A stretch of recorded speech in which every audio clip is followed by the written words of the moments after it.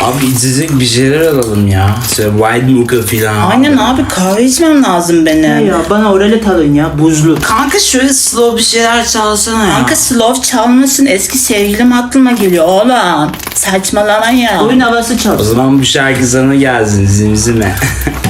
Hadi gör beni. Bayan kim ya? Kim ya? Yani eski sevgili. Kim olacak father? Efendim. Ya baba, ben 18'i geçtim. Özgürüm ben. Gelmiyorum. Of. Abi nedir bu çektiğimiz baba Ercan?